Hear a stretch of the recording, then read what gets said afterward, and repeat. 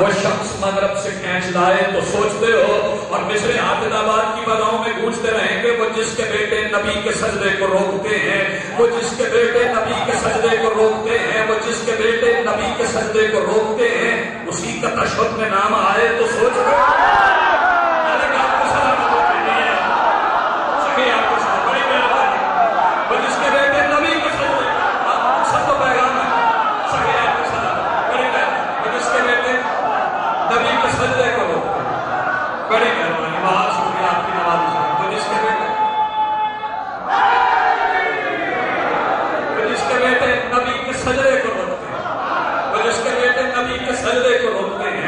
اسی کے تشہد میں نام آئے تو سوچتے ہو وہ جس کی تلوار شجرے پڑھ پڑھ کے کاٹتی ہے،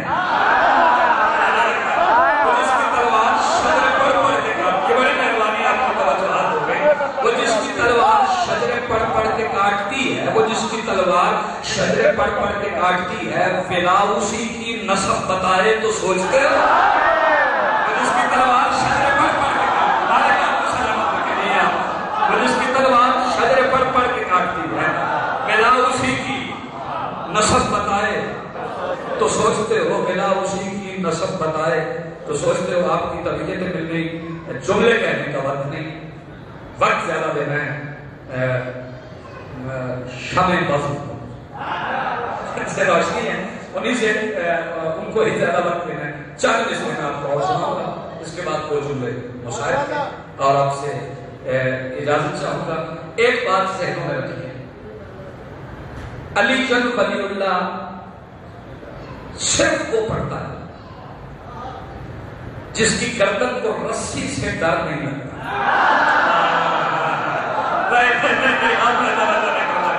ولایت علی صرف وہ پڑھتا ہے جس کی گردن کو رسی سے ڈر نہیں لگتا۔ پھر سنو، علی جن ولی اللہ صرف وہ پڑھتا ہے جس کی گردن کو رسی سے ڈر نہیں لگتا۔ میں ایک ایسے ہی ولایت کے ذاکر ہوں، میں ایک ایسے ہی مبلغ، میں ایک ایسے ہی کلندر کا، جیسے میں صحابی کی حیثیت سے نہیں کرتا، اسے میں کلندر کی حیثیت سے کرتا، اس کا ذکر کرنے لگا ہوں۔ توجہات آپ کی میرے ساتھ رہے گی، میں اس کلندر کا ذکر کرنے لگا ہوں۔ یہاں تاریخ کا حوالہ دینے کی ضرورت نہیں، سارے لوگوں کا تاریخ کے ساتھ تعلق ہے، لیکن ایک بات میں اپنے نوجوان کی خدمت میں ضرور عرض کیا کرتا ہوں کہ اپنے عقیدے کو تاریخ کے کٹہرے میں کھڑا نہیں کرنا، اپنے عقیدے کو مورخ کے کٹہرے میں کھڑا نہیں کرنا۔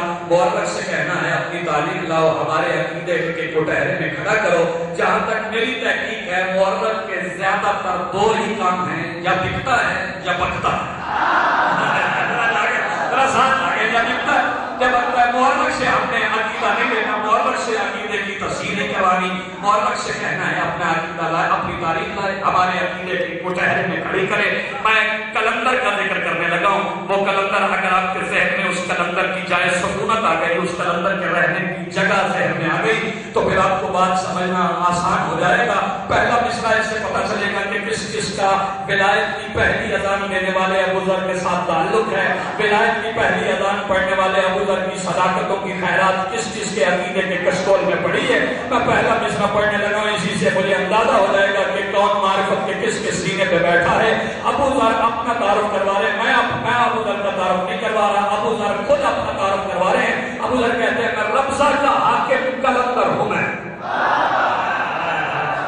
رمضہ کا حاکم کلندر ہوں، میں ولایت کا ذاکر کلندر ہوں، میں رمضہ کا حاکم ابو ذر ہوں، میں ولایت کا ذاکر کلندر ہوں۔ میں مصرع سمجھ میں آئے تو آواز بچا رہی نہیں۔ ابو ذر کہتے ہیں جو علی کے عدو کی زبان کھینچ دے وہ مبلغ ہوں، وہ سخنور ہوں۔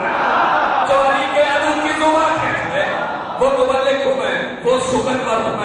ایسا نہیں مصرع میں آپ کے لیے کہنے لگا ہوں، میرے محترم ایسے کہتے ہیں ابو ذر نے اپنا تعارف کرا، اس میں عقیدہ بھی ہے، اور یہ میرے مالک کا اعزاز ہے۔ جب بھی ولایت پڑی چہروں کی رنگت سب کچھ بتا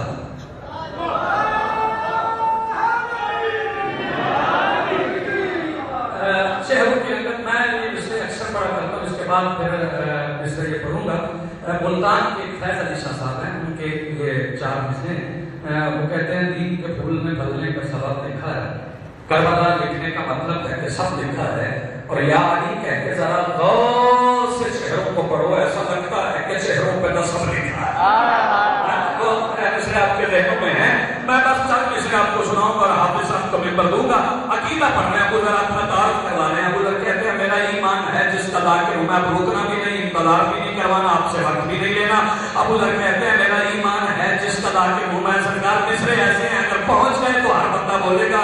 ابو ذر کہہ رہے ہیں کہ میرا ایمان ہے جس کا ذاکر ہوں میں، اس نے اپنے لیے خود بنایا مجھے۔ میرا ایمان ہے جس کا ذاکر ہوں میں، اس نے اپنے لیے خود بنایا مجھے۔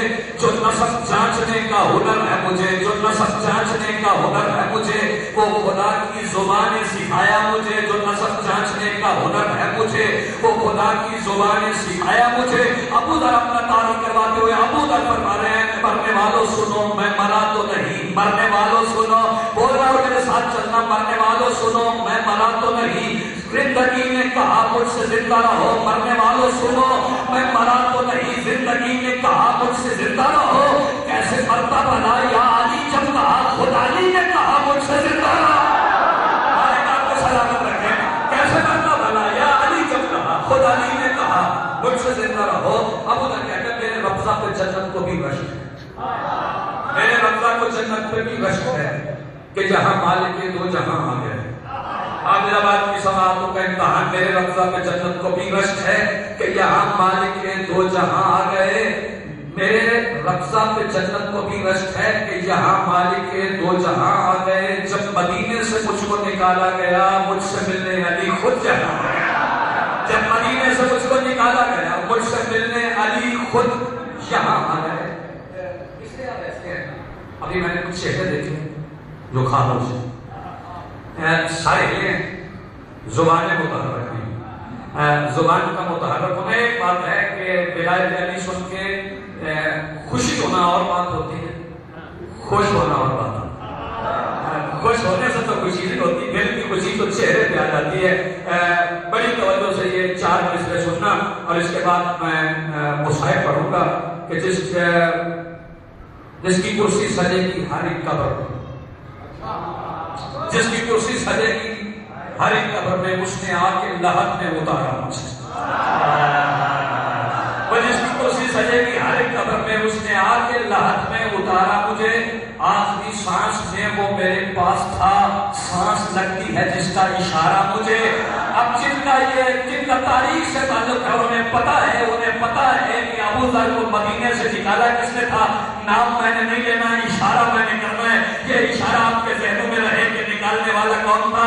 ممبر کا تقدس مجھے وہ غلیظ نام لینے کی اجازت نہیں دیتا۔ آپ نے اپنے ذہنوں کو بلند کرنا ہے، وہ نام ذہنوں میں رکھنا ہے۔ وہ 4 مصرے میں پڑھنے لگا ہوں، جتنی طاقت ہے، جتنی قوت ہے، جتنی ہمت ہے، اس کے ساتھ یہ 4 مصرے سن لینا۔ ابو ذر کہتے ہیں میری طاقت کا انداز دیکھو ذرا، حق کا دشمن مٹایا نہیں تو کہو۔ میری طاقت کا انداز دیکھو ذرا، حق کا دشمن مٹایا نہیں تو کہو۔ جس نے مجھ سے چھڑایا نبی کا شہر، قبر اس کی بنی ہے کہیں تو کہو۔ جس نے مجھ سے چھڑایا نبی کا شہر، قبر اس کی بنی ہے کہیں تو کہو۔